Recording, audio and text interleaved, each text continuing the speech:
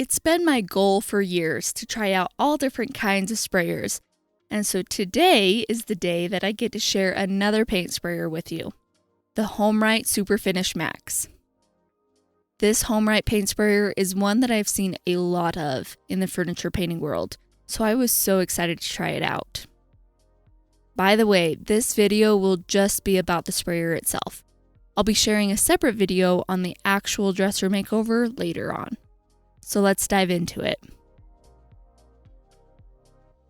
So this HomeRight paint sprayer doesn't need an air compressor. It's budget friendly at around $100. It comes with 3 different size tips, which is really nice for a beginner paint sprayer. It's a plug and go paint sprayer, so you just need a power outlet to make it work. First thing that I did after I oohed and awed over it was I read the owner's manual so I knew more about it. Then I changed the tip, so I was using the smallest tip.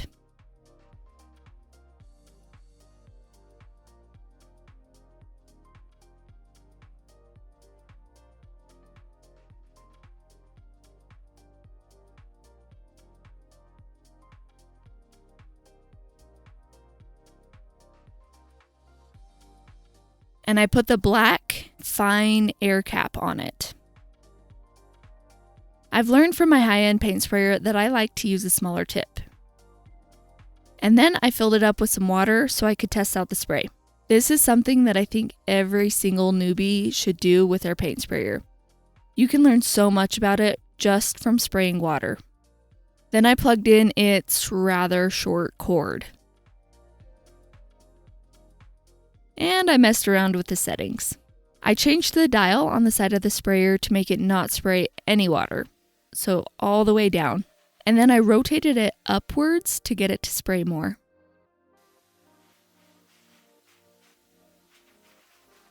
Then I changed the direction of the cap to make it spray in a vertical fan.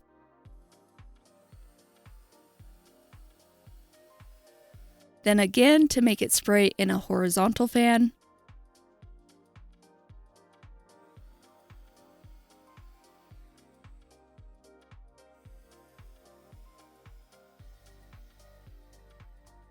And again to make it spray in a round pattern.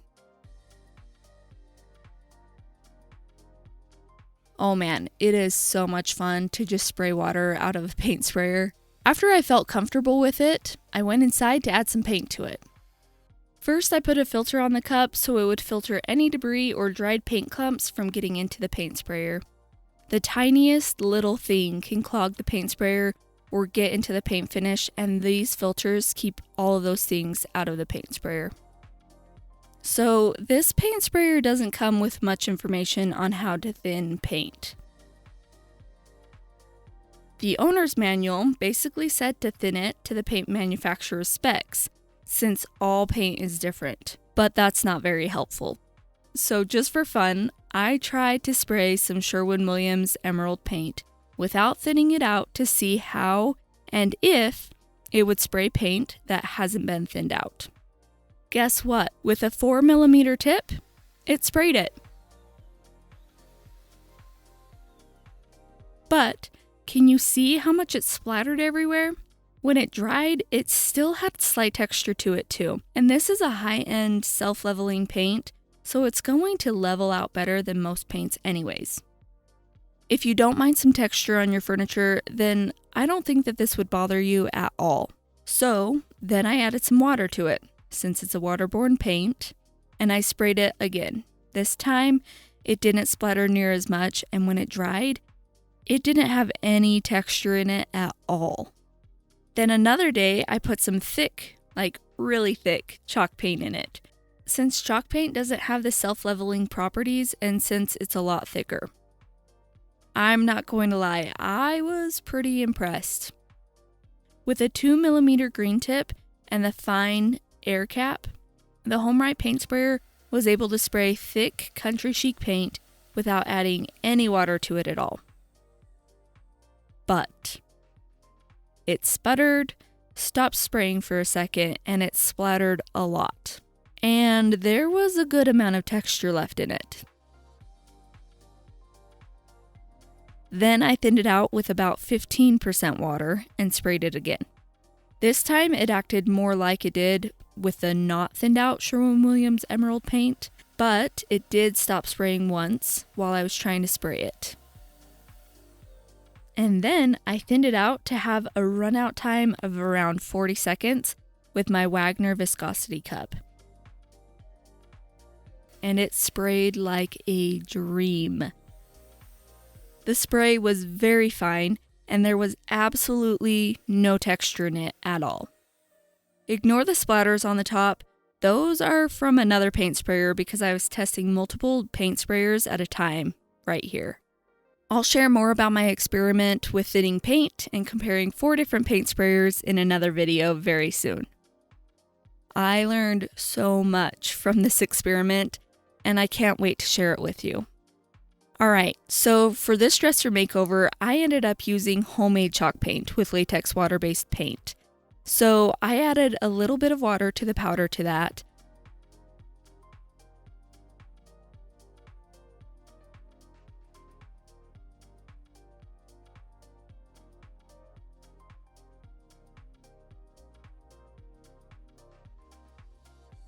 And then I put it into the paint.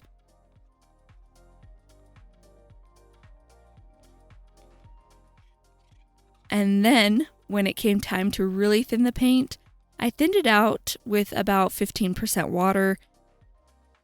So in the end, I had 16 ounces of paint to around 2.5 ounces of water, or 5 tablespoons of water.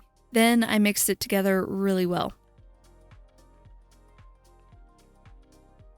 Again, just for fun, I tested it out with my Wagner viscosity cup to see how thick the paint was, compared to how I would thin my paint out from my Wagner double duty paint sprayer. And the run out time was double what I normally would want. So like always, I tested the paint out before I sprayed it onto my project. And I played around with it more than I would usually, just so you could see what happens if you have the settings up too much or too low. Obviously, when the dial was moved up all of the way, it sprayed out way too fast and I got drips and runs on the paper. When the dial was moved down too much, barely any paint could come out. I found my happy spot at around 9 turns from being all the way turned down. Here's what it looked like while I sprayed the dresser. I tried to overlap the spray on every pass, and this is real time for how fast I moved. With the HomeRight, you don't have to start the turbine off of the project to not make it spit. This is awesome.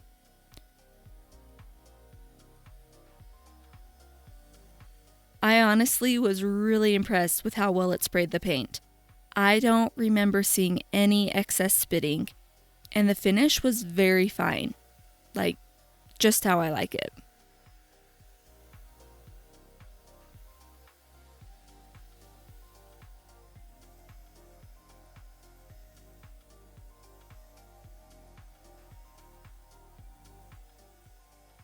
And then before I sprayed the top coat on, I cleaned out the paint sprayer. So while I was shopping for this paint, I saw this cleaning tool and I thought that it looked interesting, so I had to try it out. Okay, so with this thing, you have to use it on a faucet that has threads on it. So I couldn't use it in the sink that I normally do. So I hooked it up outside, and honestly, I thought that it made the job of cleaning so much more difficult. The hose is so short that I had to bend over the whole entire time, and it was just a pain. Literally, my back hurt so bad after it.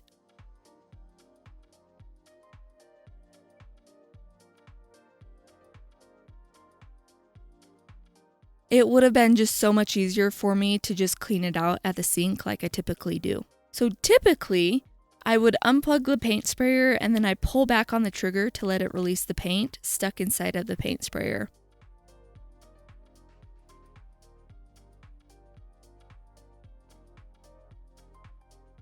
Then I dump out the paint that is left over in the container and rinse out the container.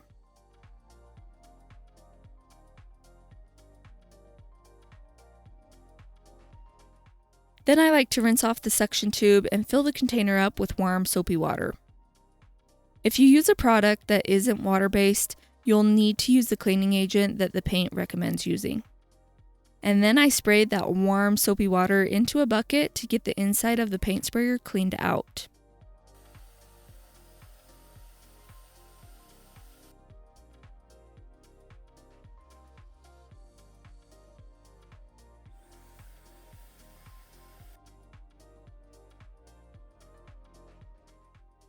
Then I like to fill it up with clean water to rinse out the soapy water. And then I unscrewed the cap and the tip from the head of the sprayer to rinse out all of those pieces.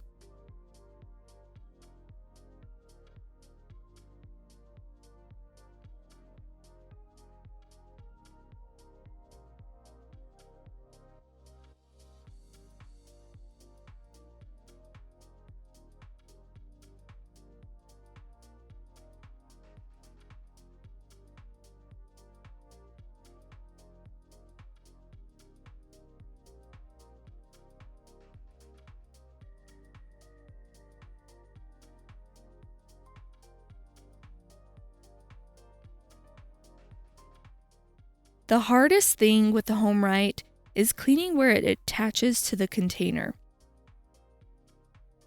There's just not much room right there, and you kind of have to clean in between things, and it's just kind of a pain.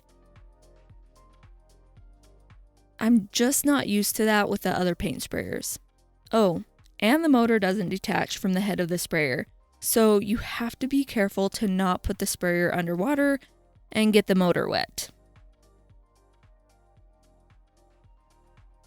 After it was clean, I put some water-based polyurethane in the HomeRight sprayer, since I used chalk paint on this dresser. I filtered the poly to make sure it didn't have anything in it that would clog the sprayer.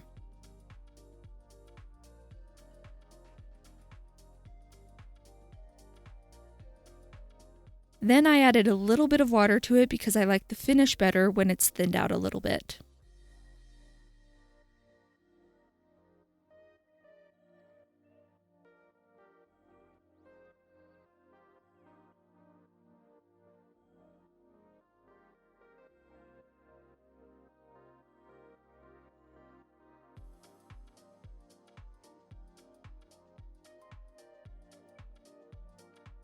I again tested it to make sure that I liked the way it was spraying, and then I sprayed it just like I had sprayed the paint.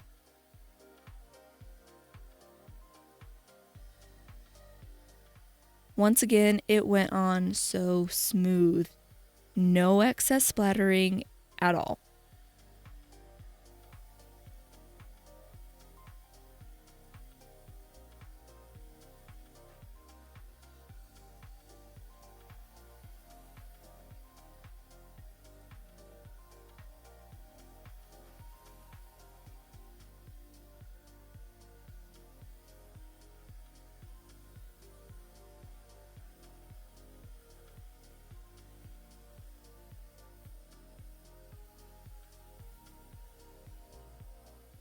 Here's a close-up of what it looked like on the dresser.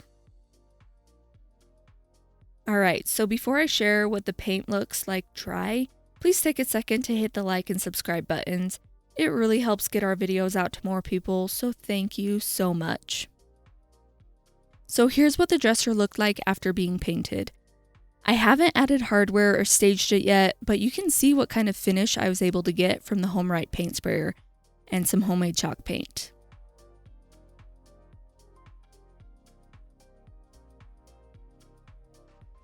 Okay, so after I've used it, here are my thoughts about the HomeRight Super Finish Max paint sprayer. 1, I really wish the nozzle or the head of the sprayer came apart from the motor like the Wagner paint sprayers do. It doesn't sound like much, but it would really make cleaning and attaching the container easier. 2, it sprayed so well. It was able to still spray thick paint. Even though it didn't create the best finish, it still created a decent finish with a not thinned out paint. So I would still thin out the paint, but I wouldn't worry about being exact with the water to paint ratio all the time. 3. You can adjust the width of the spray by changing out the air cap. I think that's so awesome that you have that option because I love changing the width of the spray on my professional paint sprayer. 4. I don't like that the cord is so short, but that's definitely not a deal breaker because I plug it into an extension cord most of the time anyway. 5. Cleaning the part where the container attaches to the sprayer isn't as easy as what I'm used to because it's just not a flat surface. But I don't think that that is necessarily a deal breaker because the rest of the cleanup process was just as easy. 6. I love that it comes with metal tips that can be switched. I really like using a smaller tip than typically recommended, so I really appreciate that you can change the tip size like you can with the more expensive paint sprayers. 7. It didn't spit like the Wagner paint sprayers do when you first pull the trigger, so you don't have to remember to partially pull back the trigger to start the motor before you pull the trigger all of the way back. It's nice to not have to remember, just another thing to do. 8. Price-wise, it's right in between the other beginner paint sprayer prices, so that is awesome. 9. When you turn the cap to change the direction of the spray, it kind of clicks into place, and I absolutely love that. So I can see myself using it more and more than my other beginner paint sprayers, and I cannot even believe that I'm saying that. Do you have this paint sprayer or have you been wanting to try it? Let me know in the comments if you have any other questions or more tips.